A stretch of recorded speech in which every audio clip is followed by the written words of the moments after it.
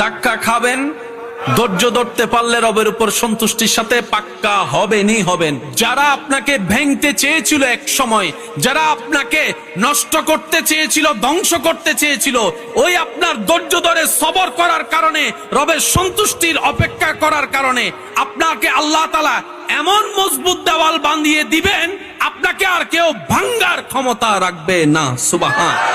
ধৈর্য ধরলেই রবের রহমত আসবেই, এটা নিশ্চিত, এটার মধ্যে কোনো সন্দেহ। এখানে একটা চমৎকার বিষয় কি জানেন? কষ্ট দেয় কে? কষ্ট দেয় কে? আমাদের আশেপাশের মানুষ। আপনাকে, আমাকে, আমাদেরকে কষ্ট দেয় কে? আশেপাশের। ভাঙতে চাচ্ছে মানুষ। এই মানুষের ভিতর আত্মীয় হতে পারে, বাইরেরও হতে পারে, পরিচিত হতে পারে, অপরিচিত। আমাদেরকে ভাঙতে চাচ্ছে কে? মানুষ। কষ্ট দিচ্ছে কে? মানুষ। কাঁদাচ্ছে কে? প্রতারণা করতেছে, ঠ্যাং ভেঙে দিচ্ছে, দেওয়াল তুলে দিচ্ছে, রাস্তা বন্ধ করে দিচ্ছে, পানি বন্ধ করে দিচ্ছে, প্রতারণা করতেছে, কথা দিয়ে কষ্ট দিচ্ছে। মানুষ আপনাকে কষ্ট দিচ্ছে, তাকিয়ে আছেন আল্লাহ। নিয়ামত, তাকিয়ে আছেন আল্লাহ।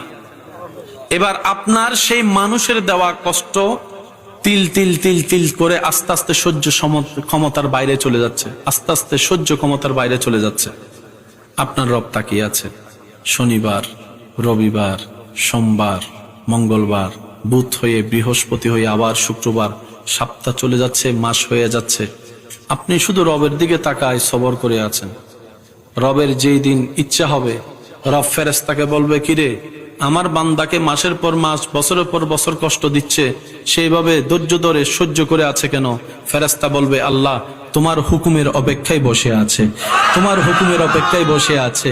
সে তোমাকে সন্তুষ্টি করার জন্য মুখ থাকার পরও গালির পরিবর্তে গালি দিচ্ছে না।